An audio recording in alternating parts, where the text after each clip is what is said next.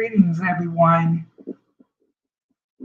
Welcome to those who are on Facebook and YouTube. We are coming from StreamYard live, broadcasting our Anger Management 101 class. And this is March 16th, 2022. Before we go any further, we would just like to remind everyone that they're welcome. And for those who are located in the Hagerstown area, please reach out to me for a certification form so that we can provide our reports to the government so that we can continuously receive funding to serve you weekly. At this time, we're going to begin with our food for thought. And we're going to be talking about Solomon. He's an author of these words, and it's entitled Pleasant Healing Wounds. Solomon wrote, "The heart of the wise instructs his mouth in wisdom and adds persuasiveness to his lips. Pleasant words are like a honeycomb, sweet and delightful to the soul and healing to the body." This proverb means that the thoughts we dwell on will eventually come out in our words. If our words agree with God's word, we will see miraculous things happen in our lives. We should be wise in how we think about and speak to others. One of the smartest friends I had in school shared how her father told her she was stupid so many times that eventually her own thoughts said to her, "You aren't intelligent enough to understand this because you are stupid." We shouldn't determine our worth and value based on what other people have said about us, but on what God says about us. Many of us struggle at times with insecurity and self doubt, but for some people, it's worse than others. By speaking encouraging words to others, we are helping them win their own personal battle over the enemy. I remember times when I wanted to say a kind word to someone, but then I would think, oh, she already knows that. I have since learned that we cannot edify and encourage anyone too much. What if each of us decided, I am God's servant to bring soothing, kind, healing words to wounded and hurting hearts? Not only would we put the devil to flight, but our friends' joy would soar, and ours too, because we have been used as God's instruments of healing. It often takes very little effort to do a great deal of good.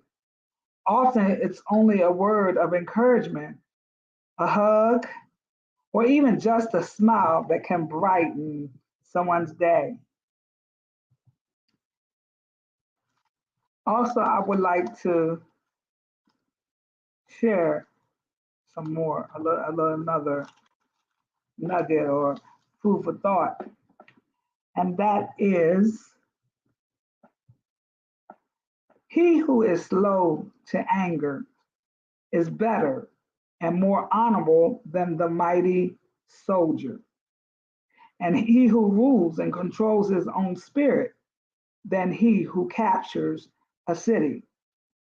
The lot is cast into the lap, but its every decision is from the Lord. So that is our food for thought tonight, and we just ask that you take it and think about it, dissect it, and apply it to your life. We're going to look back at what we discussed. We're going to summarize what we talked about on last week. Our outline that we have from last week's discussion or broadcast. We talked about the events that triggered anger. Also, we talked about cues to anger and explaining the check-in procedure. Now, I know that there are different ones who come on and they listen, and I may not can get too much participation here on Streamline, StreamYard, Facebook, or YouTube. It is here for your convenience to chat, but I know everybody doesn't want to be known or seen or express or ask questions because you are not ready. I wish that I was doing it face to face because I know somebody would participate and share with us the homework assignment. And that was to count, look at the meter and count your score. And during the week, and you were to identify the event that made you angry and list the cues that you were associated with the anger provoking event. And you were to prepare to report to the class on these assignments during the check-in procedure tonight. I don't think anybody is going to participate in that, but you may have done it in the privacy of your home or wherever you did it, and that's okay. And you know that if you are 0 to 3, that's a low number. But if you have reached the 7, 6 to 9, 6 to 10, then you need help. So tonight we're going to talk about or discuss. We're going to skip the check-in procedure because I don't see anybody's responses here in the chat. And we're going to talk about anger control plans and some relaxation through breathing. And I don't think that I'm going to give any homework virtually because I just don't see where anybody's going to respond to the assignment that would be offered or given. So we'll save that for a face-to-face class.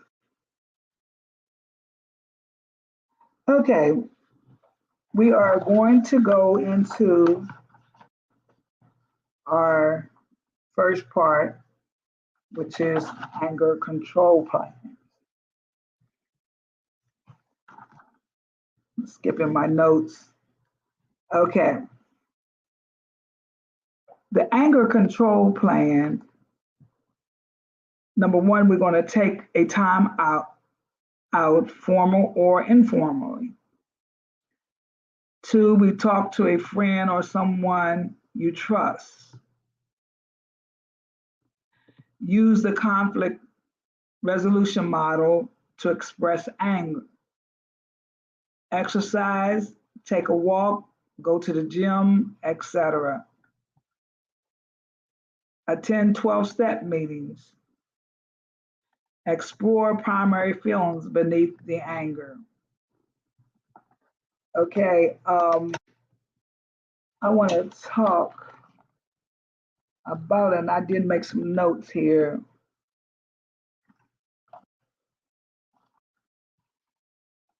Okay, up to this point, we have been focused on how to monitor your anger. In the first session, you learned how to use the anger meter to rate your anger. And last week, you learned how to identify the events that trigger anger, as well as the physical, behavioral, emotional, and cognitive cues associated with each event. Today, you will begin to discuss how to develop an anger control plan and how you can use specific strategies such as timeouts and relaxations, as we have forestated, to control your anger. And in the later sessions, you will cover other strategies, um, such as learning to change negative or hostile self talk and using the conflict resolution.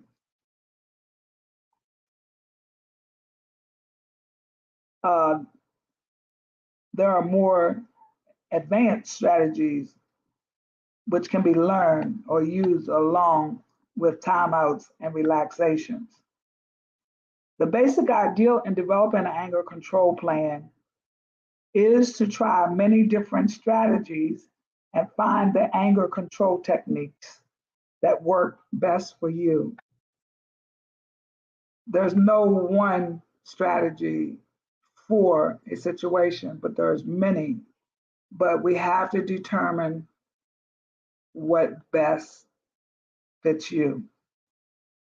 Once you identify these strategies, you can add them to your anger control plans and use them when you start to get angry.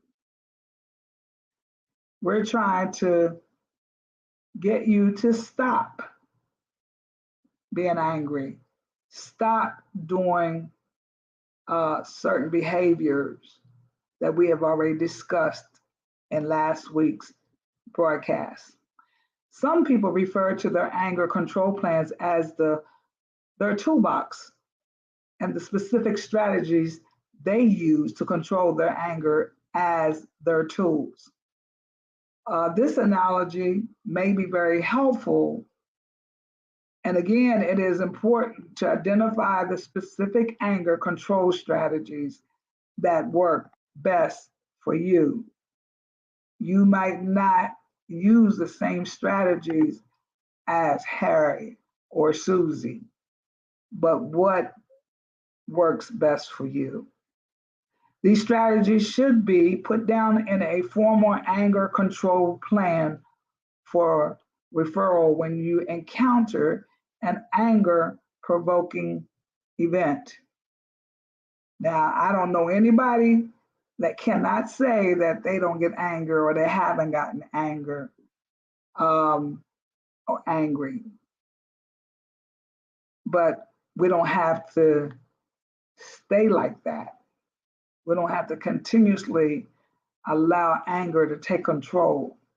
And so much out of control, it causes rage, it causes violence, it causes whatever behavior that is so bad, like explosives. So when it gets like that, it's dangerous. So we need to have everyone to understand that we don't want to harm anyone, but we want to control our anger. In long-term objectives of the anger management, it is to develop a set of strategies that you can use appropriately for specific anger-provoking events. Once you have selected the strategies that work best, you should refine them by applying them in real life situations. To use the toolbox analogy, different tools may be needed for different situations. Okay, number one was the timeout strategy. As we mentioned before in session one, the concept of a timeout is especially important to anger management. It is the basic anger management strategy recommended for inclusion in everyone's anger control plan. Informally, a timeout is defined as leaving the situation that is causing the escalation of anger or simply stopping the discussion that is provoking it. Formally, a timeout involves relationships with other people. It involves an agreement or a prearranged plan. And these relationships may involve family members, friends, and coworkers. Think about it. Who does it involve with you? Any other parties involved may call a timeout in accordance with rules that have been agreed on by everyone in advance. The person calling the timeout can leave the situation if necessary. It is agreed, however, that he or she will return to either finish the discussion or postpone it, depending on whether all those involved feel they can successfully resolve the issue. Timeouts are important because they can be effective in the heat of the moment.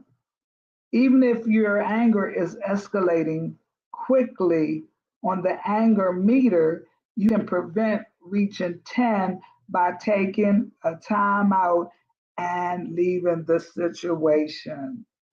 So that is one strategy that we will encourage you to do.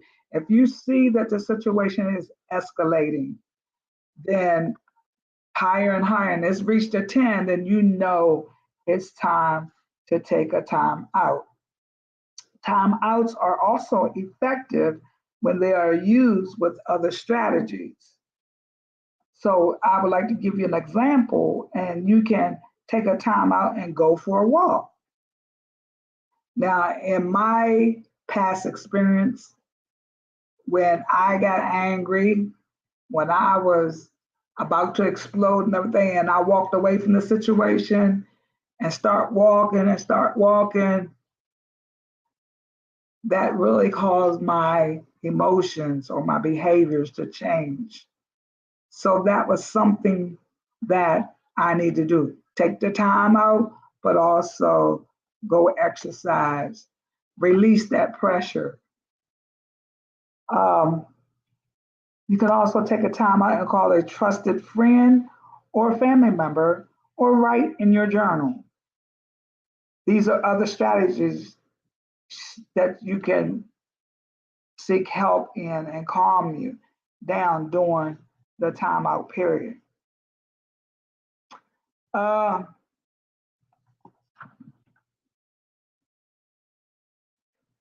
okay, the next or the last one that I want to talk about is relaxation through breathing.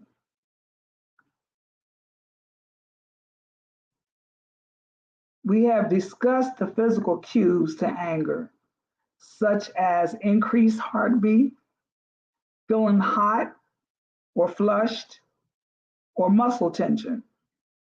These type of physical cues are examples of what is commonly called the stress response. I have found that when I am stressed, if I go walking, exercising, doing something physical, it causes my stress level to go down.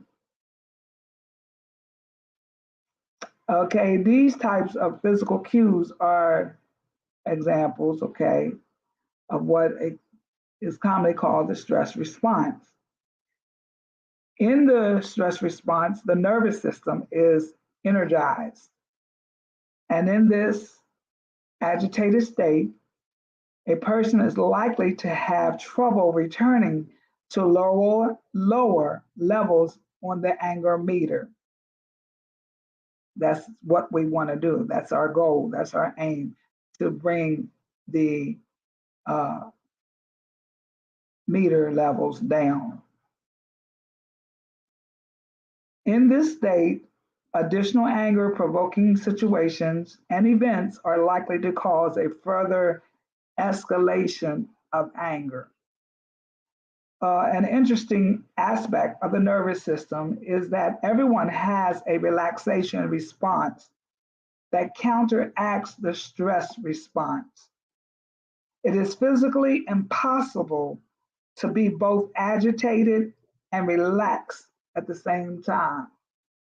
I don't understand, folks, when you see that they're agitated and they'll come out of their mouth and say, I'm calm.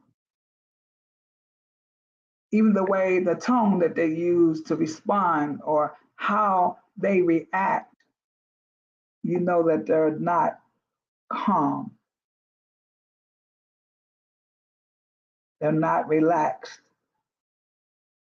If you can relax successfully, you can counteract the stress or anger response.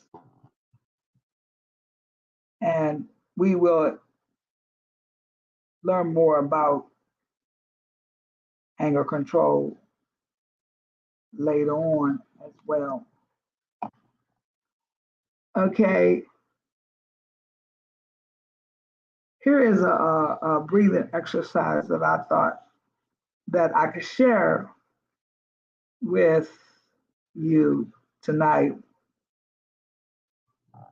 First of all, we're going to get comfortable in our chair. And if you like, close your eyes or just gaze at the floor. Take a few minutes to settle yourself and then make yourself aware of your body. Check your body for tension, beginning with your feet and scan upward to your head. Notice any tension you might have in your legs, your stomach, your hands and arms, your shoulders, your neck, and your face. Try to let go of the tension you are feeling. Now, make yourself aware of your breathing. Pay attention to your breath as it enters and leaves your body. This can be very relaxing. We have done these exercises in our classes before when we were in school, and they were teaching us various techniques of how to relax when you have been agitated.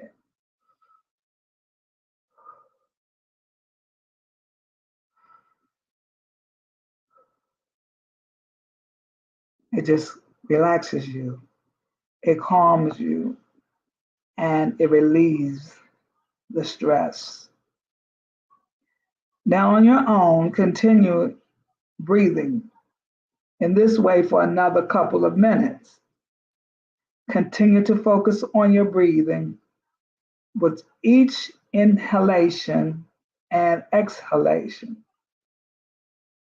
Feel your body becoming more and more relaxed.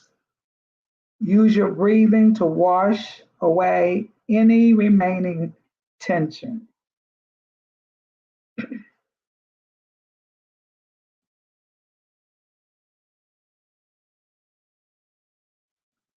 Now let's take another deep breath.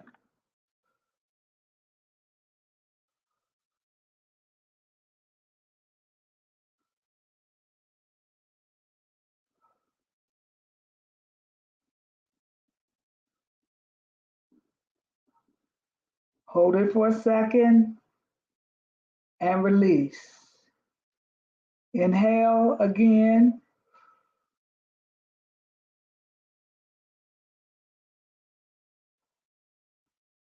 Hold and release. Continue to be aware of your breath as it fills your lungs. Once more, inhale fully. Hold it for a second and release. When you feel ready, you can open up your eyes. How was that? Did you notice any new sensations while you were breathing? How do you feel now? This breathing exercise can be shortened to just 3 deep inhalations and exhalations. Even that much can be effective in helping you relax when your anger is escalating. You can practice this at home, on your job, when your coworker then provoke you, or when your manager, supervisor, whomever, on the bus, sitting in traffic, waiting for an appointment at the doctor's or anywhere.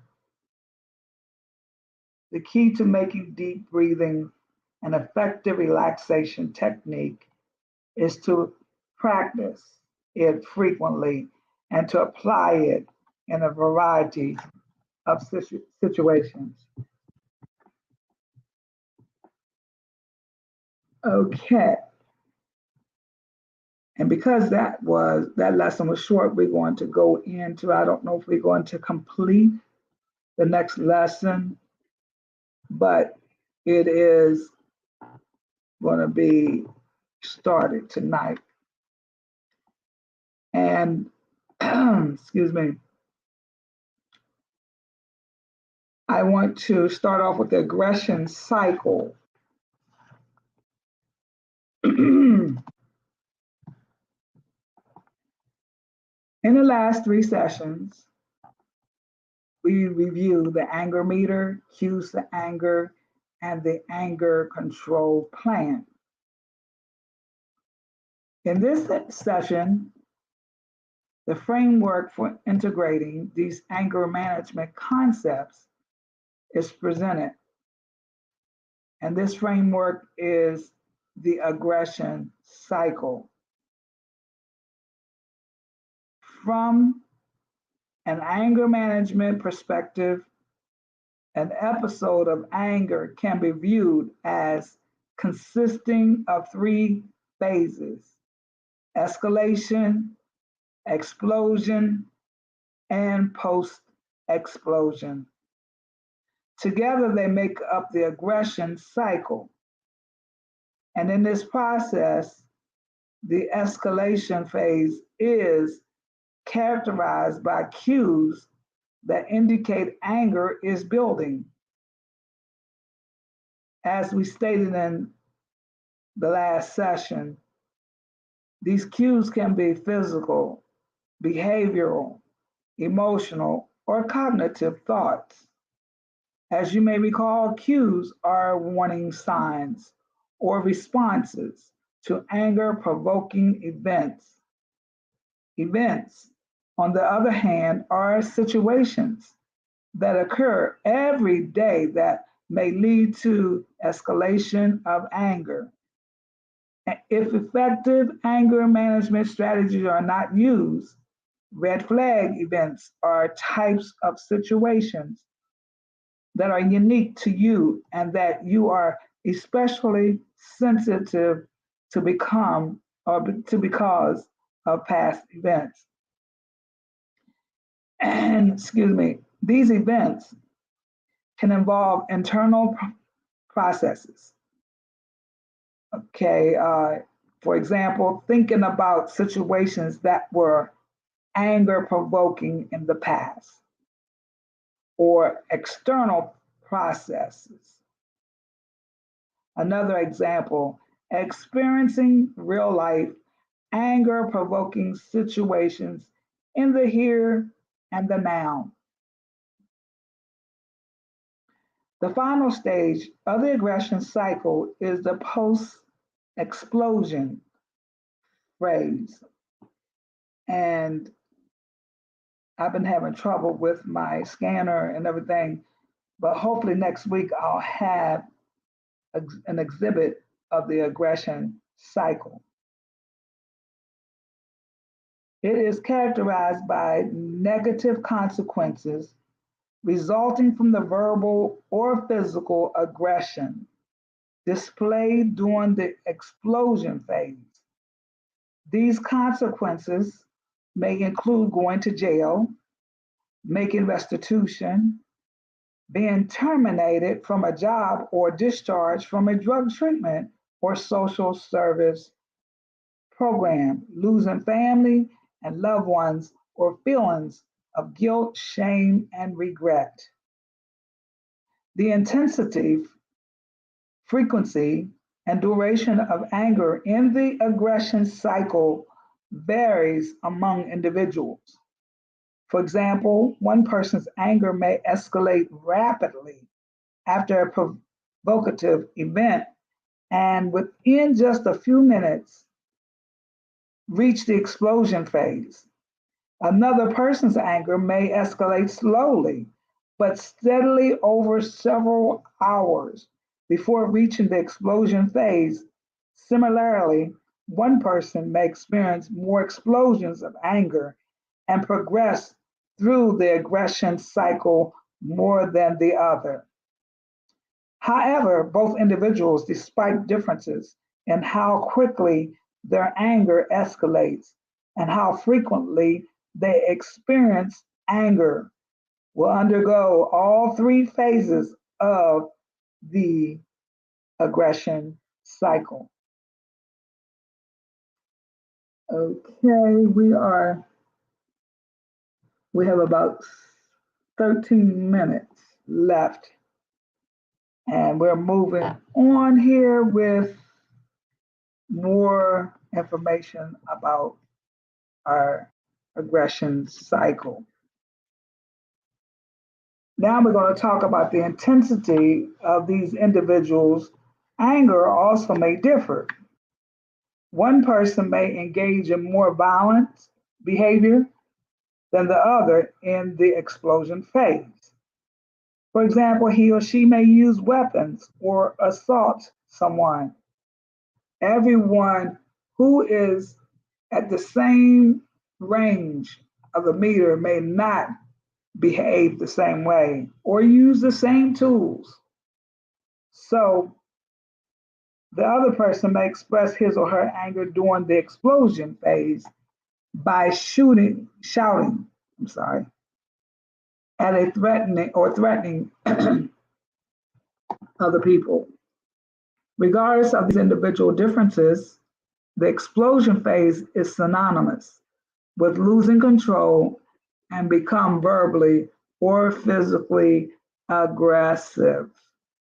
So just because you may not be acting like the next person who is in the same range of the meter as you doesn't mean that you are better than the other person or vice versa, because you still are in the explosion state and out of control.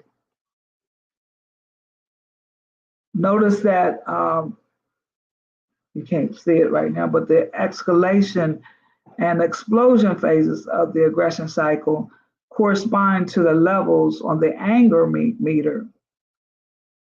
The points below 10 on the anger meter represent the escalation phase, the building up of anger. The explosion phase, on the other hand, corresponds to 10 on the anger meter. Again, 10 on the anger meter is the point at which one loses control and expresses anger through verbal or physical aggression that leads to negative consequences. And one of the primary objectives of anger management treatment is to keep from reaching the explosion phase. And this is accomplished by using the anger meter to monitor changes in your anger. So that's why I shared with you to try to do this at your leisure so that you can stop reaching the explosion state. Attending to the cues or warning signs that indicate anger is building and employing the appropriate strategies from your anger control plans to stop the escalation of anger. If the explosion phase is prevented from occurring, the post-explosion phase will not occur, and the aggression cycle will be broken. If you use your anger control plans effectively, so this is some good tools for you to take and use because it will help you control your anger. So if you use the anger control plans effective, your anger should ideally reach between 1 and a 9 on the anger meter. This is a reasonable goal to aim for. By preventing the explosion phase 10, you will not experience the negative consequences of the post-explosion phase, and you will break the cycle of aggression.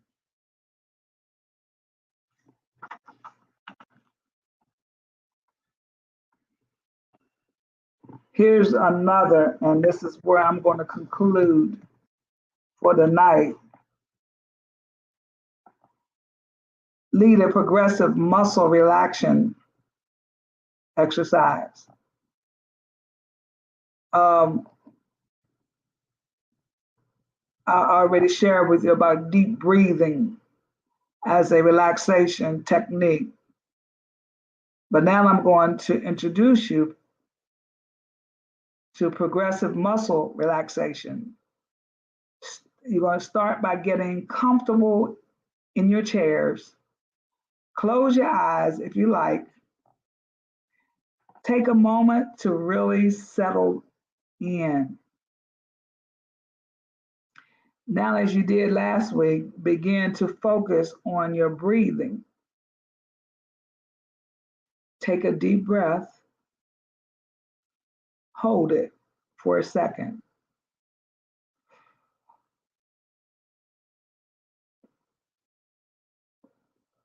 Now exhale fully and completely. Again, take a deep breath. Fill your lungs and your chest. Now release and exhale slowly. Again, one more time. Inhale slowly.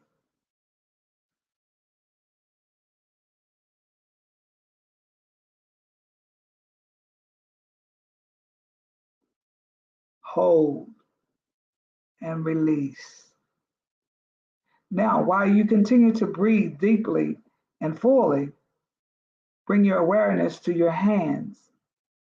Clench your fists very tightly and hold that tension.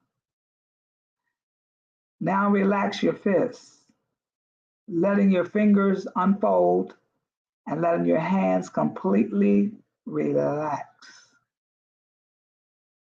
Repeat. Clench your fists tightly.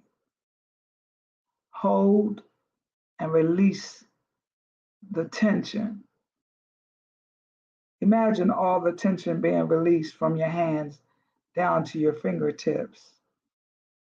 Notice the difference between the tension and complete relaxation. Now bring your awareness to your arms. Curl your arms as if you are doing a bicep curl. Tense your fists, forearms, and biceps. Hold the tension and release it. Let the tension in your arms unfold and your hands float back to your thighs. Feel the tension drain out of your arms. Again, curl your arms to tighten your biceps. Notice the tensions, hold, and release. Let the tension flow out of your arms. Replace it with deep muscle relaxation. Now raise your shoulders towards your ears. Really tense your shoulders. Hold them up for a second. Gently drop your shoulders and release all the tension. Again, lift your shoulders, hold the tension, and release. Let the tension flow from your shoulders all the way down your arms to your fingers. Notice how different your muscles feel when they are relaxed. Now bring your awareness to your neck and face. Tense all those muscles by making a face. Tense your neck, jaw, and forehead. Hold the tension and release. Let the muscles of your neck and jaw relax. Relax all the lines in your forehead. One final time. Tense all the muscles in your neck and face. Hold and release. Beware of your muscles relaxing at the top of your head and around your eyes. Let your eyes relax in your sockets, almost as if they were sinking into the back of your head. Relax your jaw and your throat. Relax all the muscles around your ears. Feel all the tension in your neck muscles release. Now just sit for a few moments. Scan your body for any tension and release it. Notice how your body feels when your muscles are completely relaxed. And when you are ready, open your eyes.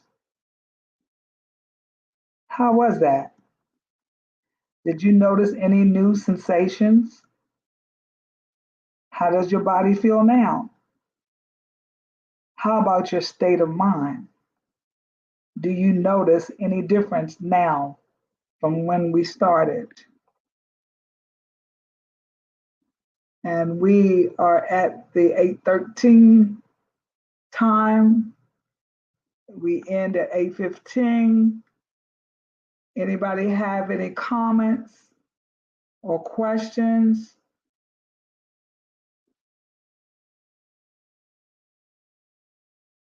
I don't see anyone posting anything, but we are welcoming you, if you so desire, to express how these two different techniques that we use tonight help you relax, and will teach you how to not go to the explosive level of the meter.